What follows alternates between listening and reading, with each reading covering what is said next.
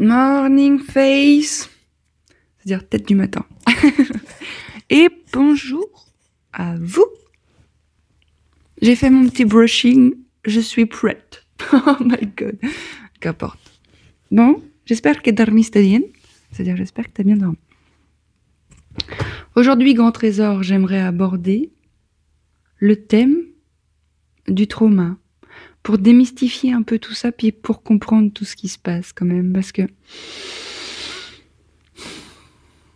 tant qu'on n'a pas mis la lumière et la compréhension sur ce qui se joue, on a du mal à sécuriser le corps et à se synchroniser et se mettre à son diapason. Alors que si on comprend son fonctionnement, on peut s'en saisir et accompagner les processus de libération et ne plus œuvrer contre ça.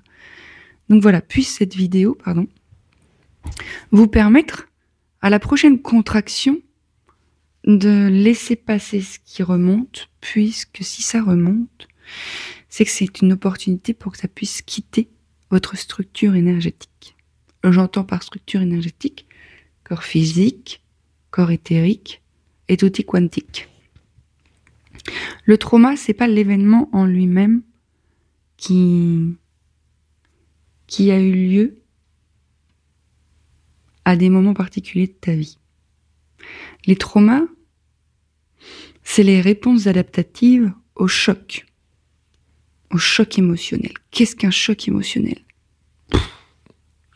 C'est comme un uppercut dans ta face, sauf que ça peut être invisible et que c'est pas forcément des trucs très conséquents. Alors il y a des trucs plus conséquents. Moi par exemple, c'est facile dans mon histoire. Mon père s'est suicidé quand j'allais avoir 5 ans. Voilà, gros choc émotionnel de l'espace. Il y a des parents qui abandonnent leurs enfants. Il y a d'autres parents qui abusent physiquement de leurs enfants. C'est une réalité.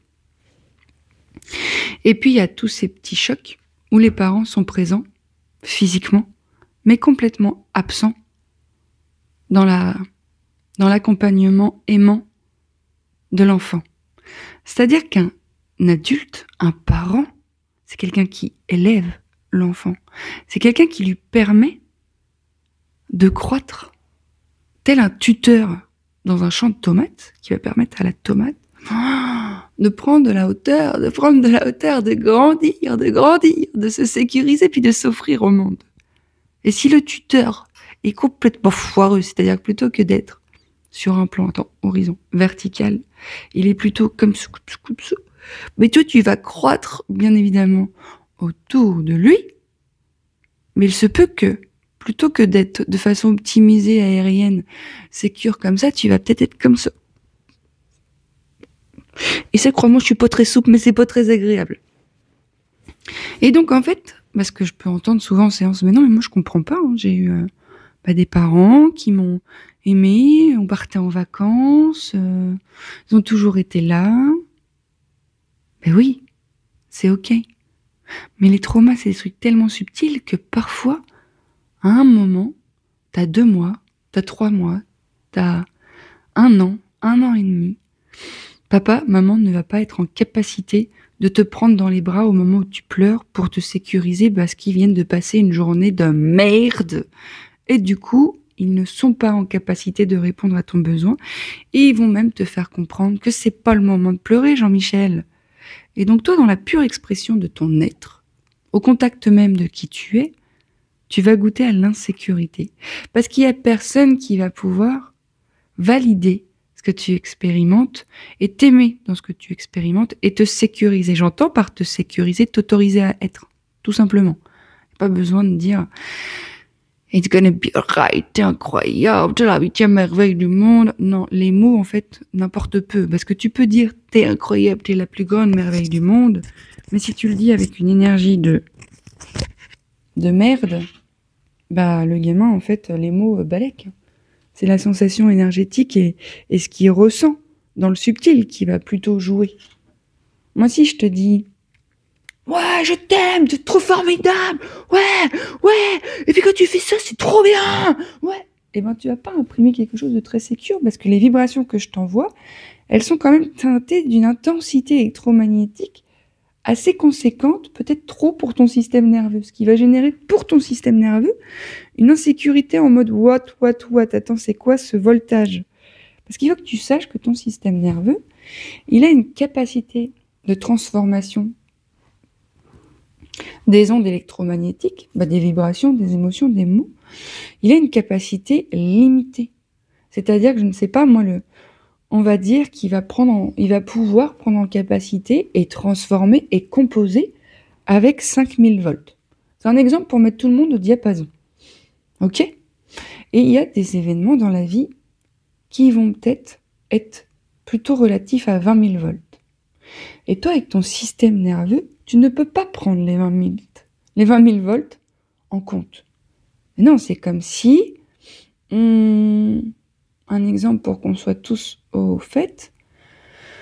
Ton tuyau d'arrosage, il fait ça, et tu veux le brancher sur une source qui fait ça. Physiquement, il y a quelque chose... C'est pas possible. C'est pas possible. C'est pareil avec les événements de la vie. Il y a certains événements de la vie qui sont trop conséquents par rapport à nos systèmes nerveux. Donc, tu vas prendre les 5000 que tu peux, parce que tu as cette capacité-là. Déjà, les 5000, c'est les capacités maximales de ton système de transformation, de ton système de fonctionnement dans le monde. Donc déjà, ça va un peu t'éprouver, beaucoup. Non seulement ça va t'éprouver, mais en plus, il y a 15 000 volts qui n'ont pas été transformés, qui n'ont pas été ressentis, qui n'ont pas été évacués par ta respiration, par ta présence. Nous sommes un être électromagnétique, c'est-à-dire qu'il y a un champ électromagnétique qui nous traverse en permanence, de la terre et du ciel. Et en fait, quand on n'est pas en capacité d'accompagner ces mouvements, on cristallise, on sécurise, on se protège. Sinon, on crève, clairement. Donc, on va créer des distorsions en mode « Attends, je peux pas tout prendre !» Ok, tu peux pas tout prendre, tu n'as pas tout pris, et tu as créé un mécanisme de défense où tu finis comme ça. Et tu vas continuer à œuvrer dans le monde en étant comme ça. Les 15 000 volts qui sont associés à la résultante du choc sont toujours dans ta structure. Vibrent toujours. La vie cherche l'harmonie, cherche l'équilibre. Regarde dans la nature. L'essence même de la vie, c'est l'harmonie. La vie est harmonie.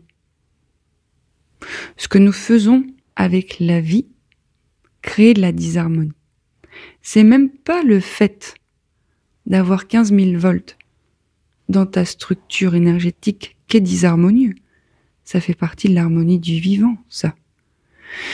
C'est la méconnaissance que nous avons qui contraint les libérations émotionnelles qui créent la disharmonie. La peur est source de disharmonie. Je te parle pas de cette peur qui t'informe justement qu'il y a un danger et qui te permet de te carapater. Je te parle de cette peur complètement hypothétique que tu te racontes dans ta tête, qui est alimentée par cette source, cette charge électromagnétique qui est encore en attente. Et en fait, vu que ton cerveau fonctionne à l'économie d'énergie et est là pour t'aider dans la survie, il ne va pas aller chercher ces 15 000 volts, puisqu'ils sont source pour lui de trop-plein. Ils sont source de danger. Ils sont source de tout ce que tu as expérimenté au moment même de l'impact de ces 20 000 sur tes 5 000. Donc un exemple tout con. On va prendre le mien, puisque je vais difficilement mieux parler du mien que celui de la voisine. On va prendre le mien, non pas pour mettre ma vie en avant, mais pour que tu puisses comprendre comment ça fonctionne et pour que tu puisses faire des ponts avec ta vie. Ok ? Donc, effectivement, moi, j'ai vécu ce choc émotionnel où mon père s'est suicidé à 4 ans et demi. Enfin, pas lui, mais moi, quand j'allais avoir 5 ans. Donc, moi, dans ma construction, les 4 premières années de ma vie, je n'ai aucun souvenir de mon père. Je tiens à informer la chose parce que ça peut être aussi la conséquence d'un mécanisme de défense qui est à l'œuvre pour ne pas me faire contacter les 15 000 volts qui sont encore dans ma structure. C'est-à-dire que si je les contacte, pour mon cerveau, c'est associé à la fois où ces 5000 volts déjà ont tout cramé. Donc il y avait énormément de tristesse, d'incompréhension, de sidération. Hein. J'ai sidéré. J'ai quitté mon centre pour pas pouvoir mourir. C'est un mécanisme de survie, tout simplement. Il n'y a aucun jugement là-dessus. Le truc, c'est qu'en fait, ces 15 000 volts qui sont toujours dans mon corps à ce moment-là, vont, de par mon expérience de vie, continuer à être présents en moi et vibrer certaines choses pour qu'alors viennent à moi des supports d'extraction de ces 15 000 volts. C'est-à-dire que je vais rencontrer des hommes desquels je vais m'amouracher pour X ou Y raison, soit pour ne pas revivre l'abandon. Donc, pour ne pas revivre l'abandon, j'ai un mécanisme de défense en place, j'avais un mécanisme de défense en place, où j'ai pu entamer des relations amoureuses, simplement parce que la personne m'avait choisi. Moi, je n'étais pas amoureuse et j'en avais conscience, sauf qu'il y a un mécanisme de défense en place dans mon dedans, qui fait que si je dis non, je l'abandonne. Si je l'abandonne, je contacte mon propre abandon que je sais ce que ça a généré dans mon dedans. Si je contacte ce même abandon, je contacte les 15 000 volts. Si je contacte les 15 000 volts, je suis en danger et je crève. Donc, tout ça, c'est inconscient. Donc, je ne vais pas faire ça, je vais dire « Allons, Jean-Michel, écrivons une histoire d'amour, toi pimoite !» Et je vais être là, très lucide et consciente de cette dichotomie, de cette incohérence, et pourtant en incapacité d'accompagner cette libération, cette transmutation. Je n'ai pas les armes, je n'ai pas le mode d'emploi, je ne sais pas comment ça fonctionne, et je suis marquée au fer rouge que l'abandon, c'est la mort. Donc, mécanisme de survie. Et puis dans ces relations, à un moment donné, la vie qu'il y a en moi est plus puissante, la disharmonie que ça crée est trop conséquente, et je tombe dans des espèces d'espaces de dépression, de décrépitude, de perte de sens abyssale, de remise en question profonde, de pensées mortifères, de mon Dieu, mais si c'est ça la vie, moi aussi, je vais quitter mon enveloppe charnelle. Oui, non mais... Je rigole, mais ça m'est arrivé tellement de fois que je maîtrise ce sujet. Je suis devenue un peu experte dans l'extraction émotionnelle et dans la repolarisation de tout ça. Et donc, et je dis repolarisation, je fais une petite parenthèse. Le problème n'est pas l'abandon. Le problème est la charge électromagnétique excessive relative à l'abandon. Parce que dans la vie, abandonner, ça peut être source de grande sécurité et de grande harmonie, justesse pour me, myself and I. Rappelle-toi, le problème ne sont pas les polarités, c'est les excès de charge électromagnétique dans certaines polarités.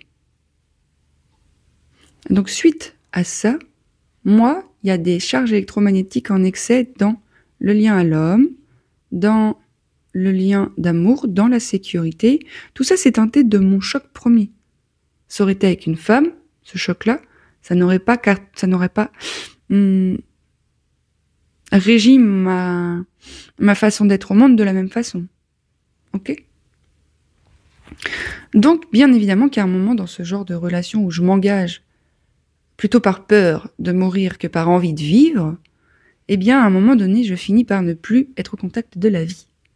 Et c'est ces expériences même qui vont me permettre, dans cette disharmonie extrême, d'aller libérer un peu de volts de ces 15 000 qui sont en attente de résolution. C'est-à-dire qu'il me faut la même signature vibratoire que ceux qui sont à l'origine de ces 15 000 en excès. Donc tout le décor se rejoue.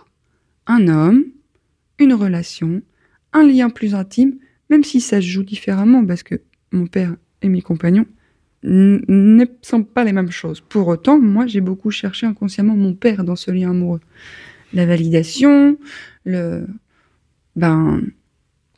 fait d'être sécurisé, le fait d'être aimé inconditionnellement. Clairement, je demandais à ces hommes inconsciemment quelque chose qu'ils ne pouvaient absolument pas faire, puisque mon père n'est qu'une seule et même personne, et que je ne peux pas la recontacter dans le vivant à travers quelqu'un d'autre. Donc bien évidemment que ce qui est là est mon histoire et n'est pas un problème en soi. C'est pas « Oh ma pauvre choupinette !» Non, alors bien évidemment que ça n'a pas été facile et que même pour rien de cacher, parce que le but de ces partages, c'est authenticité, vulnérabilité, qu'on puisse se reconnaître et qu'on arrête de se raconter des histoires. C'est-à-dire que pas plus tard qu'il y a quelques mois, l'été dernier, j'ai rencontré un homme. Et alors là, ça a été réactivation de blessures, mais de façon abyssale. Cet homme a traversé ma vie pour permettre à d'autres volts de sortir. Et alors là, je ne sais pas si j'ai touché le fond de la casserole de ces voltages en excès, mais crois-moi, le mois de décembre a été d'un inconfort, mais d'un inconfort. Rappelle-toi, l'émotion qui veut sortir, et ainsi la vie retrouver l'harmonie en moi, est interdite de ressortir par mon même et propre cerveau qui dit « Man, il est hors de question qu'on vienne retoucher l'abandon, parce que on a imprimé que c'était mortel. » Bon, mon père est mort, moi je ne le suis pas. Donc en fait, c'est toute une réinformation, c'est tout plein de séances en méthode pitch, je vais pas vous mentir, qui m'ont permis de rééquilibrer certaines choses et à ces émotions. Mais moi c'est mon chemin, c'est pas le chemin de tout le monde.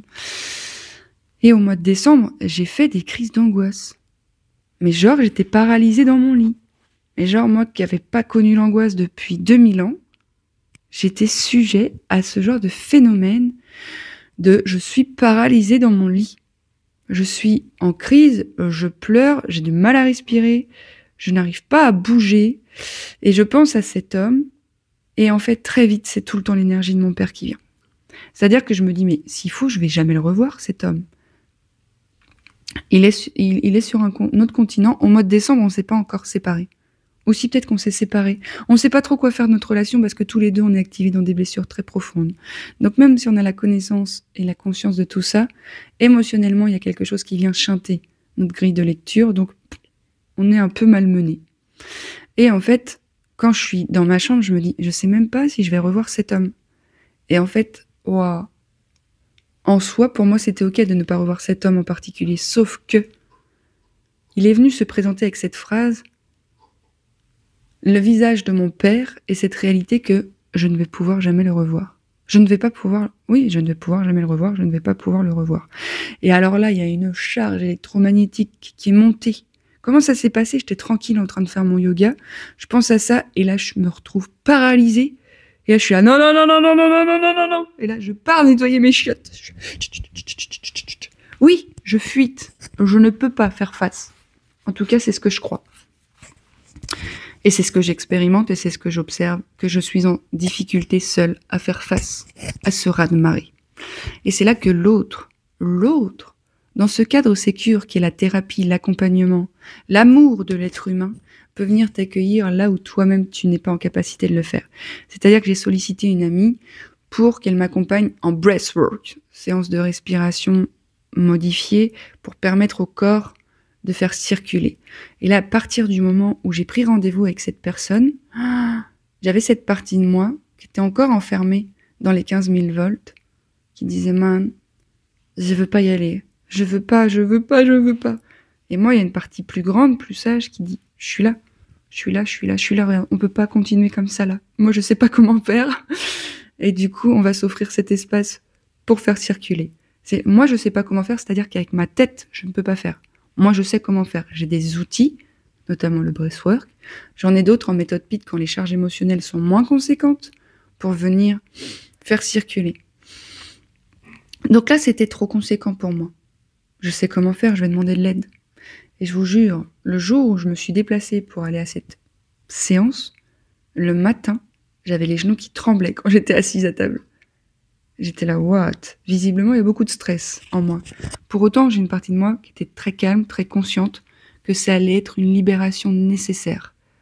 Vas-y, je crois que je galérais à dormir, je passais mon temps à pleurer, mon corps physique était contracté, j'avais plus aucune prise sur la réalité, donc j'ai la conscience suffisamment aiguisée pour me dire, je suis en processus de transformation, de transmutation. Il y a des résistances en moi parce que le je suis, le petit personnage qui a vécu ça, freine des cas de fer et fait péter un câble à mon être parce que mon cerveau est conditionné de cette façon-là. Et je ne peux pas recabler mon cerveau avec mon cerveau. C'est Einstein qui disait je peux pas résoudre un problème avec la forme pensée qu'il a créée. Donc, résoudre ce problème, faire circuler les émotions avec une partie de moi qui est au contact même de ces émotions et qui est en PLS de la vie, c'est pas possible. Donc, j'arrive à cette séance de breathwork. Et là, cet ami me parle de la relation que j'ai avec cet homme, me dit que ce n'est pas de l'amour, de la passion, mais plutôt de la passion, de la drogue. Et c'est vrai que c'était devenu très chantant. J'avais ce regard-là de man, c'est pas normal en fait. Disons que c'est disharmonieux. C'est normal dans le sens où ça peut pas se jouer autrement au vu de ce que je porte et que c'est en train de se transformer au vu de ce que je vis. C'est merveilleux. Merci infini à cet homme d'avoir joué le rôle de miroir et merci à cette relation. Et donc, quand cet ami me parle de cette relation, j'ai des capacités cognitives, je suis en incapacité de comprendre ce qu'elle me dit. Ça met trop à mal mon gardien. Quand elle me dit c'est pas de l'amour, du coup elle est en train de me faire comprendre qu'en fait ce n'est pas ça l'amour et que c'est d'autre chose dont il s'agit, de l'angoisse. Et moi je suis là, non, je suis dans le déni.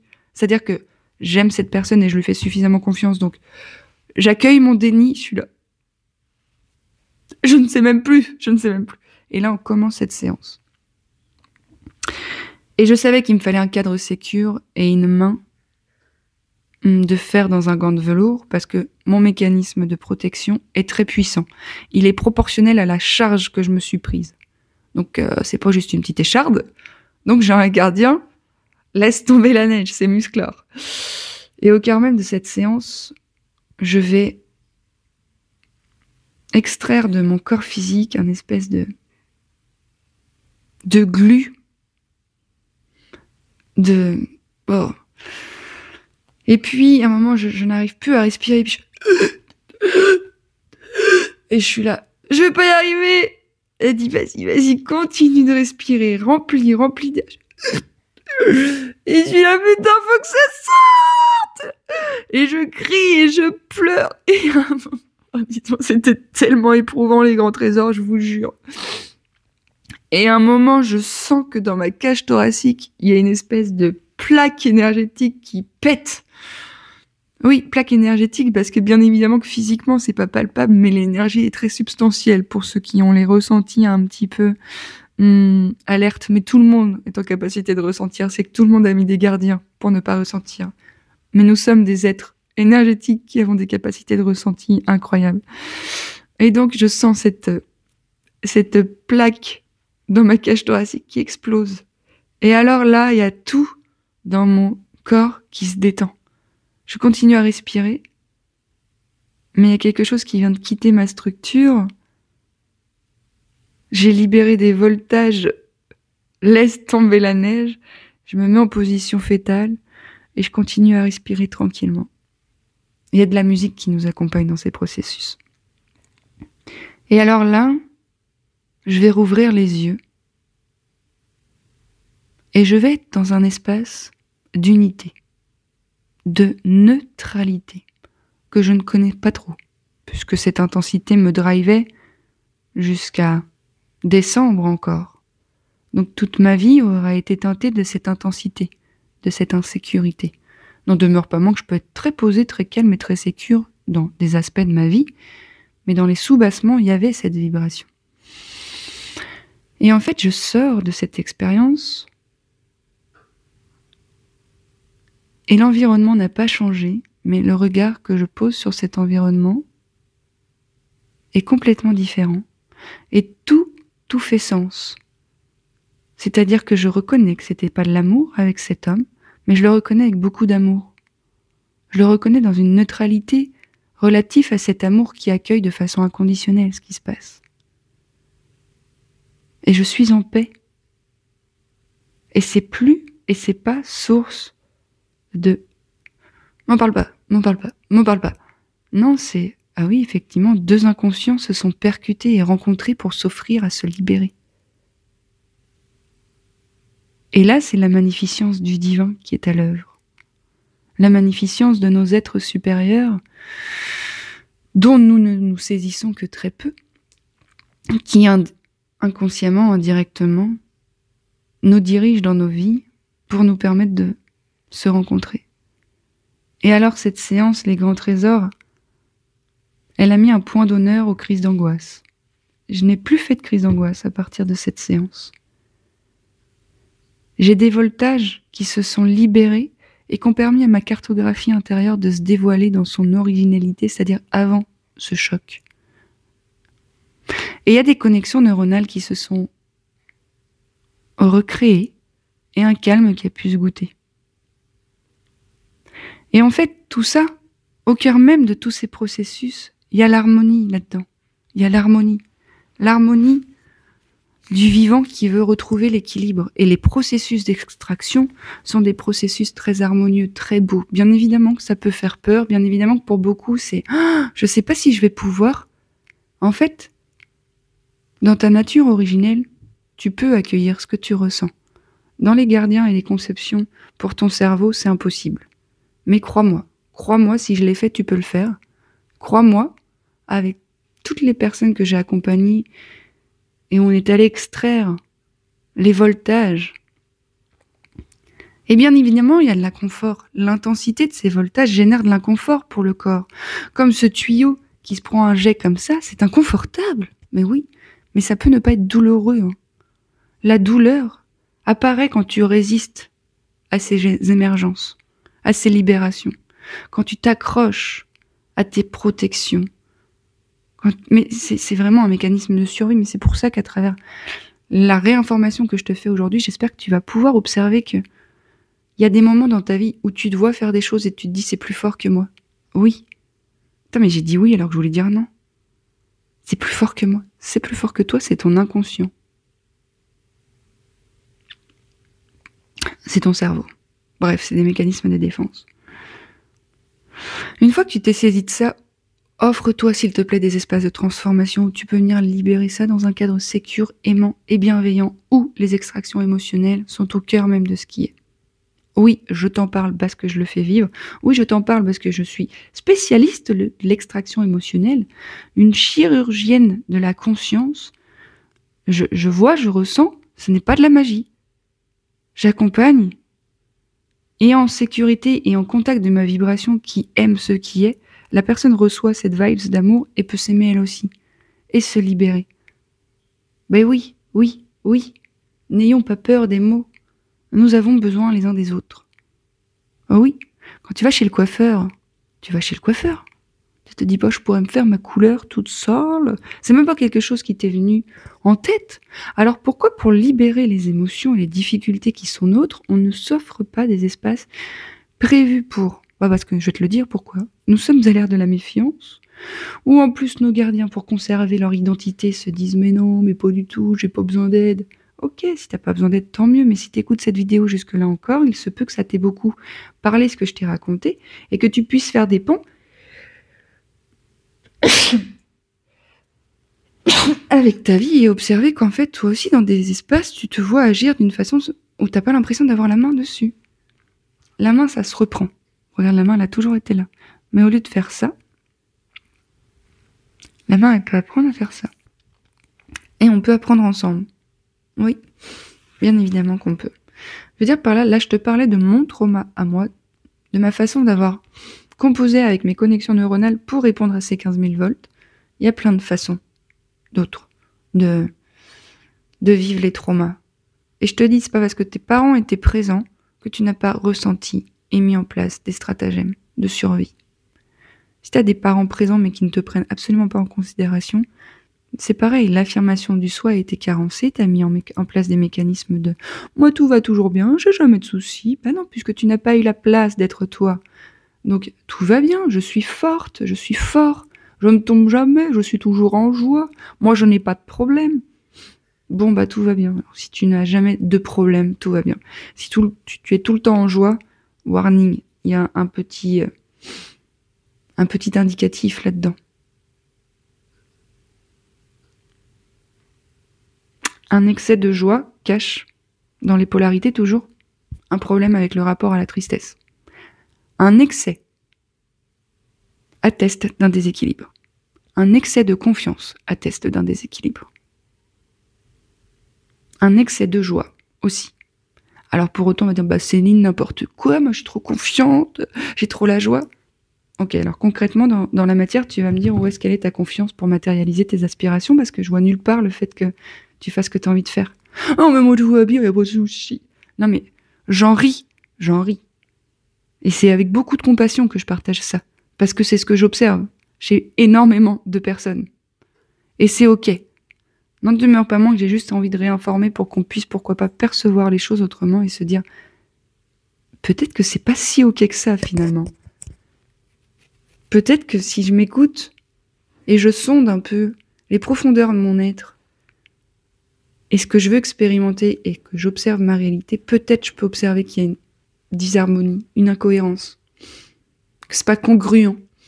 Il y a quelque chose qui, entre ce que je veux et ce qui est venu tordre les lignes. Cette chose, mon ami, c'est ton cerveau. But, heureusement qu'il est là, ton cerveau. Because grâce à lui, tu as survécu. C'est juste qu'à un moment donné, il faut passer de la survie à la vie. Et quand la vie, elle pousse en toi en mode ouh, je suis là, et que toi, avec ton cerveau, t'es ben moi pas, c'est là que tu vas générer des crises d'angoisse, des pertes de sens, un problème avec le sommeil, une clarté mentale, tu vas commencer des choses, tu vas pas les finir, tu vas enchaîner plein de relations, bref, tout ce genre de choses où on consomme parce que on est dans la fuite et on cherche à se remplir pour que surtout cette extraction ne se fasse pas. Mes grands trésors, tu pourras remplir de tout ce que tu veux, cette extraction se fera. Le mieux c'est qu'elle le fasse avec toi plutôt que sans toi, parce que sans toi, ça va être en mode dépression. Et si c'est ça que tu dois expérimenter, c'est ok. N'en demeure pas moins que je te garantis qu'il y a des outils, des pratiques qui peuvent venir réguler tout ça. Je pourrais en parler pendant 1000 ans parce que c'est un sujet qui me passionne et que j'observe que le simple fait d'avoir ri à une blague alors que la personne est en train de t'humilier est juste une conséquence traumatique, que ce n'est pas normal de laisser ça être en fait. Et c'est pour ça qu'en fait, je fais une petite aparté. Loin de moi de pointer du doigt le milieu féministe, mais j'observe que c'est beaucoup de femmes qui sont en difficulté avec le lien à l'homme. Et quand l'homme en direct fait une blague sexiste, la femme en question qui va manifester sur je ne sais où pour les droits de la femme n'est pas en capacité de dire à Billy Boy là, bah c'est quoi ta blague de merde en fait ? Parce qu'elle est tellement figée dans une sidération qu'elle dit rien. Par contre, ce survoltage va trouver toute sa raison d'être dans une manifestation. Et du coup, moi, je parlais avec une nana, je dis, mais pourquoi t'as rien dit là ? Bah non. Mais c'est même pas conscient, c'est qu'elle peut pas. Moi, Jean-Michel me fait une blague sur mon physique, sur ma façon d'être au monde, sur n'importe qui met à mal une des intégrités de la personne. Quand je m'en saisis, je vais dire, attends, j'ai pas trop compris là ta blague. Avec beaucoup d'amour. Je n'ai pas compris ta blague. Oh, ça va, parce que j'ai connu ça, moi, dans le milieu agricole. Mais ça va, la grosse, c'était une blague. Oui, j'ai compris que c'était une blague. Alors, blague, la définition du mot blague, c'est que ça doit faire rire. Ça m'a pas du tout fait rire. Alors, soit nous n'avons pas la même définition, soit je n'ai pas compris ta blague, auquel cas je veux bien que tu m'expliques. Mais non, mais ça va, monte pas sur tes grands chevaux. Mais je monte pas sur mes grands chevaux, mais juste là, tu viens d'utiliser un trait physique pour en rire. Je vois pas où c'est drôle. Et en fait, la personne, quand tu lui dis ça avec beaucoup d'amour, de respect, mais quand même de fermeté, elle va se rendre compte qu'en fait, elle aussi, elle fonctionne inconsciemment, tu vois, au pilote automatique. Et j'ai beaucoup vécu ça, et je connais beaucoup ça. Et du coup, c'est merveilleux quand la personne, tu lui permets de se remettre en question plutôt que tu l'incrimines. Et en fait, tu vas pouvoir faire ça quand toi-même, tu vas avoir libéré toutes ces charges qui, sinon ça, te mettent en réaction et va créer la sidération. Et c'est vrai que tous ces mouvements où on œuvre contre quelque chose, bah, il faut quand même prendre en considération que le conflit, s'il se goûte en externe, il est avant tout en interne. Il est avant tout en interne. Et beaucoup de femmes ont souffert et souffrent encore du lien avec l'homme, parce que le lien avec papa n'a pas été vu ni pensé. Voilà, c'est... Point final. Point final. Point final. Tout commence ici. Si tu ne reviens pas à ce point d'origine, je vais m'arrêter là-dessus. J'espère que ce partage vous aura inspiré. Ce n'est pas pour vraiment conscientiser que je partage ce qui a été mien, pour vous mettre en lumière un mécanisme qui est présent chez tout le monde, c'est le mécanisme de survie. Et du coup, tant que c'est pas libérer ces voltages, ça nous maintient en danger. Alors qu'aujourd'hui, j'ai plus de danger. Hein. Aujourd'hui, je ne risque pas ma vie là à aller discuter avec un homme. Et non, et je suis en capacité de le faire. Et oui. Donc voilà, mes grands trésors. Puissiez-vous recevoir ce partage, le cœur grand ouvert, et peut-être faire des ponts avec vos histoires pour juste glaner quelques compréhensions et après aller vous offrir des espaces de transmutation. Avec moi, ou dans la nature, ou avec la musique, la danse, l'écriture, il y a mille et une façons. Mais si vous voulez être accompagné, ce serait un honneur pour moi de cheminer à vos côtés. Voilà, je vous souhaite un merveilleux dimanche. Je vais aller marcher au marché de Saint-Cyprien et me prendre un gros shoot de love et vivre des expériences incroyables parce que la vie est merveilleuse. Je vous embrasse fort et je vous souhaite le meilleur et n'oubliez pas que ce n'est pas de votre faute, tout ça c'est des mécanismes inconscients. Mais la neuroplasticité aujourd'hui nous permet de réaliser qu'on peut recabler le cerveau. Allez, bisous.